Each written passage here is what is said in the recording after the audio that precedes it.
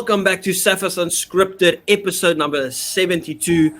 As always, thank you very much for loving and subscribing to this channel. We appreciate each and every one of you guys.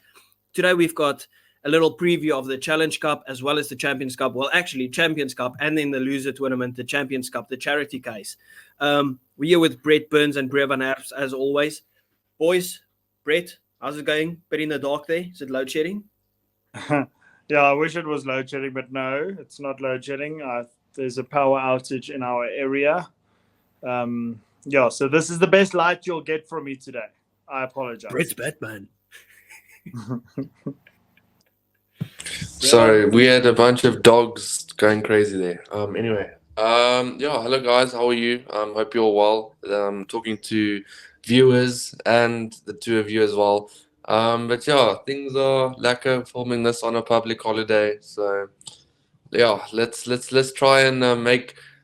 We can only really speak of one South African team in this video, but for the rest, let's try and make it a positive one for them too. So let's that'll get only going. be a bit later on. But without any further ado, let's get into it. As Brett would say, first up Saturday we've got Leinster versus Northampton Saints. It's a bit chaotic here. I think I got something in my eye and now that's burning. But we've got Leinster versus Northampton Saints. Boys, just first and foremost, do we see any sort of way that Leinster actually go on and lose this game, especially after they've dismantled La Rochelle? Brevan, I'll give you the floor. Unfortunately not. I think Jacques Nienaber being there will have definitely put a different mindset on these players. And I'm sure, I think this will be like a major thing for them. As we all know, they did leave players at home and then sent even more back during their South African tour. And they were taking this very seriously. They even left coaching staff behind. So, yeah, I do think that Leinster have taken this very seriously. Obviously, they will field a fully strengthened side. And all credit to the Saints, though. Saints have come out of, well, this season especially, they've come out of a place where they weren't doing fantastically last season. Obviously, they would have wanted to do better. But this season, they've really picked up their feet and obviously top of the Premiership and now a semi-final in the Champions Cup. So I am intrigued. I mean, it's a sold out. I mean, this game sold out in a matter of a couple hours, was it? Or a couple, I don't know how long it was, but it was very quick. So this is going to be a massive game. I will be rooting for Northampton due to some personal things. Yeah, but not even if it was like no connection, I just have a connection with Northampton due to a best friend of mine. So I will be going for them. But unfortunately, I just think Leinster are just too good. We'll need to meet this best friend because you've brought him up like 10 times in previous podcasts. You more than well. You can bring him on the pod. His rugby knowledge is actually very good. So he is from the Northern Hemisphere though. So it can't be that good if he supports Northampton Saints. Well, they do pretty well. That's okay, Brett. You can sort that out with him. Talk to us. See that you made that comment. We'll give you the floor. What's happening in this game? Yeah, I'm obviously also hoping for a bit of an upset and hoping Northampton can cause said upset, but I don't think it's going to happen. I think that it's safe to say that Leinster should cruise into the final after this game. It's going to be one-sided. I don't think it's going to be. I think this is going to be like the World Cup with New Zealand's semi-final. It's just a formality, cruising past. Hoping to not get any injuries, and Bob's your uncle, boom, Leinster in the final. Well, the thing is, like, obviously, if you thought about our previous predictions in the Champions Cup in terms of how we spoke about Harlequins when they went up against Bordeaux, don't you see the same storyline to be played out maybe this time around, seeing that everyone kind of writes off Saints? Obviously, they aren't a bad team at all, but do you think Leinster, after finally getting rid of that voodoo that they had over them with La Rochelle, they could be a bit almost lackluster in this game, and that could cost them? Because Saints will be up and ready for this game. Now, obviously, they're going to be ready for it. I just don't see. I see a well-structured team coming to the party and absolutely showing And Jörg Nienaber showing why he's back-to-back winning World Cup winning coach. He knows how to win in dire straits and in competitions that actually mean something to someone. So I can't see it. I'm seeing it as a one-sided game. I'm actually going to predict the score here, and I'm going to go Leinster by 12 to 15. I mean, you already know the staffers will say if Leinster win this tournament, it's going to be because of Jörg Nienaber. We're not going to give any sort of credit towards Leinster for actually doing it. It is a Jörg Nienaber masterclass to finally do it, because they didn't just scrape over the line against La Rochelle. They absolutely butchered them. So, Brett, you're going Leinster by 12, right? And then Brevan? I'm going to go Leinster by, I think, I'm going to go 10. I'm going to go Leinster by 10, maybe a bit more. I just think Leinster are just a bit too well structured for any team for that matter. Yeah, I kind of see this game almost playing out the way that Saints versus Munster played out, in terms of Saints can keep it close in the first half, and then near the last 10 minutes there can still be like a 7-8 point difference in Leinster's favour, and then they score 2 tries at the end again to just like solidify the victory. So I'm going Leinster by 15 points. Just to give them some credit, as you guys mentioned, like, it's great for the sport of rugby to hear they're playing at Croke Park. Obviously, they haven't seen a lot of rugby there, but for it to be sold out in, what was it, like 2 hours, 83,000 people, atmosphere will be absolutely buzzing, because we heard the Viva isn't always the best, but I'm sure the atmosphere will be great there. Great advertisement for the game. Anyway, moving on, we've got Toulouse versus Harlequins. Is it the same story as what we just spoke about? This one's going to turn ugly. I really think this one's going to turn very ugly for Harlequins. I think Harlequins are a good side, don't get me wrong, but then you're just stepping into a different league when you play Toulouse as well. Just a completely different league. And I just think Harlequins have played their final, and that was in the quarterfinal. I mean, they played a fantastic game in the quarterfinal. But as we all know, they leaked 40 points in that quarterfinal. Imagine what they'll do to a team that is 10 times better on attack. So, I think this one's going to turn very ugly for Harlequins. Yeah. This is the game that I've been looking forward to the most. I'm so excited for this game. It's almost as if my own team is playing, and I don't even like Harlequins, and I don't mind Toulouse, but I'm just not a fan of either one of them. But I'm very excited for this game, and I think that both teams are great on attack, yes, but Toulouse, obviously, they'll have the better defensive structure, as we know. It's just the thing. Quins don't really focus on defense. They just want to score all the points in the world. But I think that this game is going to come down to the last 10 minutes. I think it's going to be very tight for the last 10 minutes, and I think that there's going to be... We're going to say at the end of the episode, we're going to say the score doesn't reflect the game, because Toulouse scored those last 2 tries when Quins was still in it. So I'm going Toulouse to win by 10-ish points. But I think it's going to be a very tight game until about the 70th minute. That's kind of how I have the Leinster game playing out, to be fair. That's why I said that in the last 10 minutes they'll score 2 tries to secure the victory. On the other hand, on this one, I have to agree with Brevan. Just because, like, we saw how quickly Toulouse can flip that switch. We saw it against Exeter. You thought Exeter were in the game, and then ended up putting 60 points past Exeter, of which 50 of those were in the second half. Just because, like, that almost rugby heritage, we've been there, we've done it before. We're not going to give you an inch. That is kind of what they did. And if you look at the Harlequins guys in the team, and you listen to some of the names, it's good players. Like, you listen to the likes of Marla, Dombrand, is it Danny Kerr, Marcus Smith, Andre Estreisen, and then you just look at who's opposite to them. Antonio, Dupont, Tomo Ramos, King Horn, all the biggest names that you can possibly think of. Like, you think Harlequins is good, and then you hear the team of Toulouse. I think they smash them. I'm going 30 points.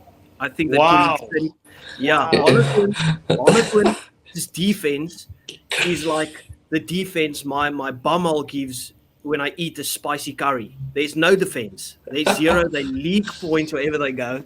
Okay. Yeah, good image there, mate. Lovely. Yeah, Yeah, but the it's thing is, I fact. completely agree. I just think that this is going to turn ugly, and I was also going to say quite a high amount. I can't look. I'm just going to throw a number out here, but I think it's going to be probably like 25 points somewhere there. I just think Exactly, bro. second But so half, both our images are very ugly. yeah, I think second half, it really gets ugly. I think, obviously first half, Harlequins will be in it, and but then at the end of the day, you are playing against Toulouse, who I think, and we'll get into this at a later stage, will eventually go on to win the whole thing. Yeah, Brett, I just want to kind of round back to you in terms of where do you think Harlequins, how do you think they make it tough this game? Do you think it's them playing well or Toulouse not necessarily being at the races? No. I think both teams are going to play well. I think that a guy like I don't like Marcus Smith in an England jersey, but for Quins, it feels like he has so much more freedom and he expresses himself better as a Quins player. It's like it reminds me of a Dimitri Katrakilis back in the day. It's that type of player that just magic's about to happen, and I think that if he fires with Andre Estres next to him. Benetton to see you later, Andre Esterhuizen under the poles for his hat-trick. That's the type of game plan that I see them playing. Very strong attacking, take it up into Toulouse face with a backline, not with the forwards necessarily, with a backline because it's going to be fighting fire with fire because it's two great backlines versus each other. Yeah. I could have maybe agreed if it was played at the Stoop, but not in France. But anyway, talking about the Stoop, we've got the Sharks taking on Clermont in the Challenge Cup. Boys, I spoke to a guy yesterday on a different podcast, and he was, Clermont's going to take it. I said no, because the only way that Clermont takes this game is they are a physical team. The one South African team you don't dominate physically is that Sharks team, because they are just massive, massive boys. I got the Sharks to win this game. I'm throwing in the early stuff. I can't see the Sharks losing this one. They're on great form. It's a neutral ground. They'll be fired up. This is the one competition that they've been working on, and it's been the perfect time for them to catch some form. And that's exactly what they did. Clermont nearly lost, butchered a 26-point lead against the Cheetahs. Don't forget about that. Boys, you got the score. Remember? Yeah, I completely agree. I think the Shark. This is do or die for the Sharks at the moment. I think there's a lot of financial stuff obviously the Sharks have a financial stability like no other, but I think this will bring a bit even more financial stability. Not only that, reputation. Players will play in the tournament they want to play in. Keeps players happy. Just that type of thing. As we all know, players want to play in the biggest competitions.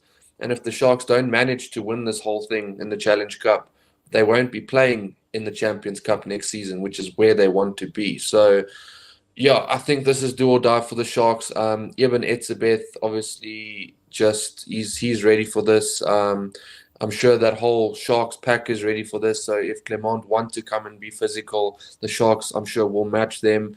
And I'm keen to see what Sia Masuku can do in a semi-final, a high-pressure situation where something means a bit more. So it will be very cool to see how he thrives under that. Hopefully he does get the start. But I think I can see the Sharks winning this one by about 11 to 12 points, and I think it will be comfortable at the end of the day. Yeah, you took the words out of my mouth. I was going to focus on Sia Masuku. Everyone's been talking about they're hyping him up to be a potential dark horse to take the 10 jersey in the box team. And I was going to base this game off of that. If he can fire this weekend, then maybe I'll be on everyone's same page. I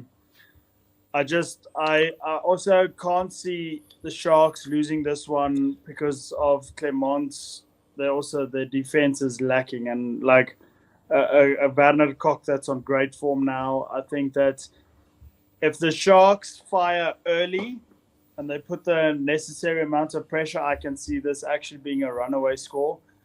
But we all know how the Sharks have been playing this year, and it's been quite questionable. So I'm actually giving the Sharks this win by 8 points.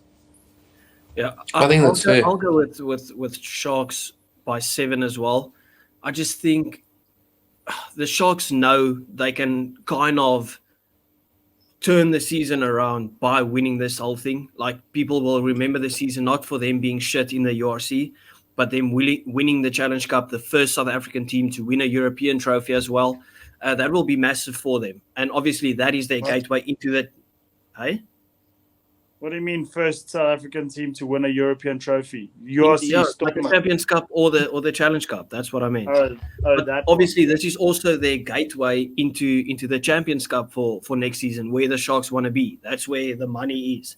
So I think the Sharks will go full out for this game. I've got them to win it by 7 points. Not necessarily the most pretty performance, but a win is a win at the end. Obviously, moving on to the second game. And I think this doesn't look exciting. We got Gloucester versus Benetton. Brett, I'll give you the floor. Yeah, I thought about this game, and I think Gloucester's going to take this game.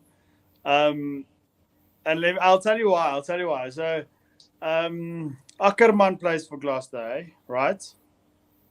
And, Correct. Yeah, and he said that he obviously wants to play for the Box and wada, and then all of a sudden he said, no, I'll play for whichever country wants me. And we all know he's not going to play for the Box. So the Oak needs massive performances. And I think that with that South African mentality of him being so motivated, hear me out, this does sound far-fetched and stupid, but I do know how, if one player is super motivated, how it lifts an entire team. Yes, it's obviously still a playoff game and everybody's going to be motivated, but I think that this is going to be a 2-point victory to Gloucester. So, Casual, where is this game being played? At Gloucester. Oh, so like home, like it's their home ground. Okay. Right. To be fair, I do think this means Gloucester have this in the bag. If it was a neutral thing, I could have seen a Benetton win. But I just think Gloucester being at home, I mean, Benetton, very hot and cold side as well this season. I just feel like they'll need to pitch up and play their best game to win. Gloucester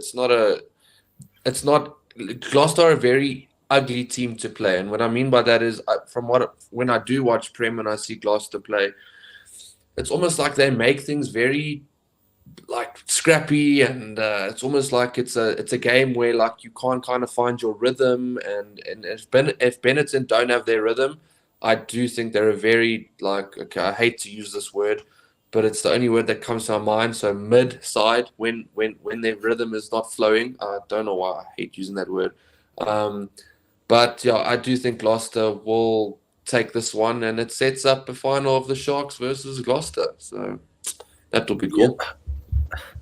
I was going to go for Benetton all along until they went on and lost to Ulster last weekend, because Ulster has been shocking. Benetton put out a full-strength team and still lost the game. Obviously, they almost came back, but it's like, kind of, if they came back in that game, you would say that is championship mentality, like they are ready. But because they didn't get it over the line, I kind of feel like that gives a massive, massive knock to their confidence. Obviously, Gloucester isn't up there necessarily in the Prem at the moment either. That's why I say I'm not looking forward to this game. I can see it being a great game, but it's not necessarily class versus class. But I'm going with Benetton just because throughout the season they've been a bit better. They've still got Menoncello and Brex.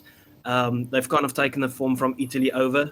So I'm going with Benetton in a scrapey 3-point victory to round off this weekend. Do any of you two want to add something, Brett, there from in the dark? Do you want to say something? No, actually, I think that summed up pretty decently from all of us. Not much I'd like to add. I would quickly, completely off topic. Did you guys see Thomas du Toit score his 10th try? Holy cow! Knocking hard on that prop berth for the Box. Yeah, and also we got the Players' Player of the Season, which is massive. That's like literally, if I'm not mistaken, the players vote for who's been the best signing. That is massive for him. Brevin, I'll give it to you. Do you see a future where Tom Satoy gets a bit more game time in the box jersey after a spectacular season like this? I do see a call up for him. I think he was on the reserve list for the World Cup as well. So I don't think it's far fetched to say that there's a bit of a chance for him to find his way back into maybe the bomb squad or a couple starts here and there. But I'm not too familiar with his age, but if it is on the younger side, I wouldn't be opposed to it at all. If it is going towards the latter stage of his career, then I don't think a bomb squad position for him would be a bad idea. But yeah, that's just coming from my side. But I think it's a great achievement, obviously, to go over there, get Player of the Year, have a great 28 season. years old. 28. Oh, dude, the guy's got so much more time left. Youngster. Oh, yeah. Got enough time. Just finished varsity. Yeah, literally. You see those props finishing varsity at bloody 30 sometimes because they play like 10 varsity cups. It's crazy. But yeah, no, I think that's more than enough time then. I think if he's had a great season, get him in the squad, put him through his paces and give the guy a shot because he clearly deserves it. Okay, so that rounds off episode number 72. As always, thank you very much for your love and support. Please remember to like and subscribe to the channel. We appreciate you guys, and we will see you next time. Thank you. Bye. Cheers.